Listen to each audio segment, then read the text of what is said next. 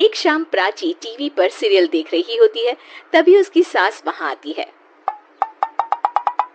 अरे सीरियल में तो ऐसे मग्न है जैसे आज रात का खाना पड़ोसी आकर बनाएंगे। मुझे पता ही नहीं था आपने अपने बेटे की शादी पड़ोस में भी की हुई है। हैं? मतलब?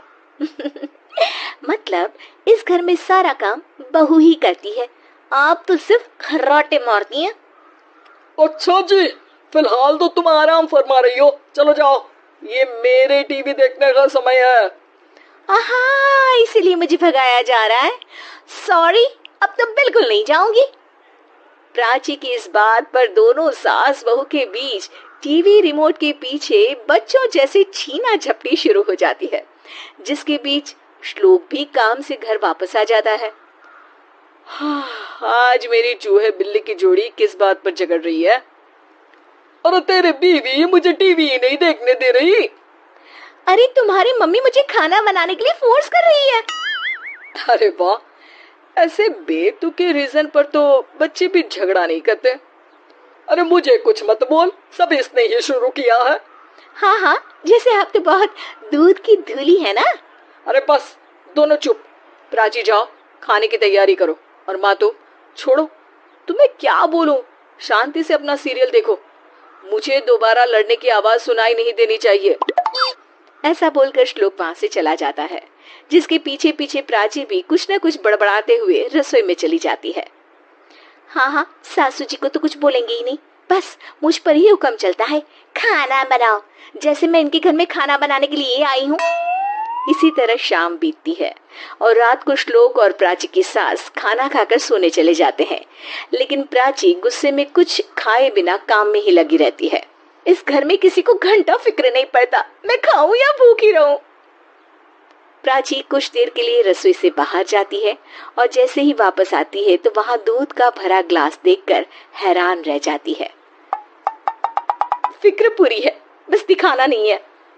प्राची दूध पीकर सोने चली जाती है और अगली सुबह एक बार फिर सास बहू का कार्टून नेटवर्क स्टार्ट हो जाता है। ये तुमने ही किया है। अरे अजीब जबरदस्ती है, मैं बोल रही हूँ मैंने कुछ नहीं किया। दोनों ने मिलकर पूरे घर को पागल खाना बनाया हुआ है। यहाँ कोई नॉर्मल इंसान तो रह ही नहीं सकता, इसीलिए अब पड़ोसी क्या रिश्तेदार भी घर आने से कतराते हैं। और सुन बेटे, तू भी चंगा, तेरी माँ भी चंगी, तेरी बीवी भी चंगी, रिश्तेदार।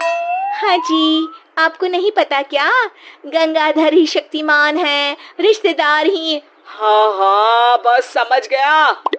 कभी जानवरों जैसे लड़ेंगी तो कभी जुगलबंदी करेंगी। भाई मैं आप दोनों के बीच में नहीं फंसना चाहता। सास बहू की इस मनमौजी जोड़ी से परेशान होकर श्लोक अपना सिर खुजलाता वहां से चला जाता है। चलो अब मैं भी कीर्तन में जा रही हूँ। इस पर जैसे ही सास कमरे में अपना पर्स लेने जाती है तो वहां नाश्ते की प्लेट रखी देख मुस्कुराने लगती है और नाश्ता करके घर से बाहर निकलते हुए कुछ पैसे टेबल पर रख जाती है, जिसके कुछ देर बाद सिलेंडर वाला घर आता है। ओ मोरी मैया, मैं सिलेंडर के बारे में तो बिल्कुल भूल ही गई थी।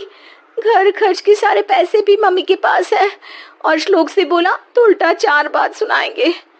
प्राची ये सोच ही रही होती है कि अचानक उसका चेहरा चमक उठता है और वो घर में आकर इधर उधर देखने लगती है। तभी उसकी नजर टेबल पर रखे पैसों पर पड़ती है, जिन्हें वो सिलेंडर वाले को दे देती है। ये सब श्लोक देख लेता है।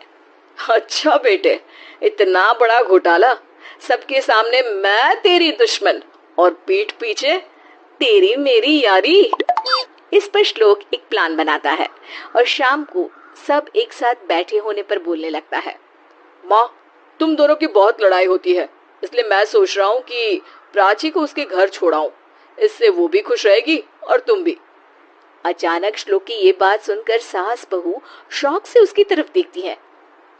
अरे ऐसे कैसे घर छोड़ाओगे, मुझे कहीं नहीं जाना। अरे तुमने बोला नहीं पर मैंने सुन लिया, तुम्हें मम्मी के साथ रहना अच्छा नहीं लगता, मुझे पता है।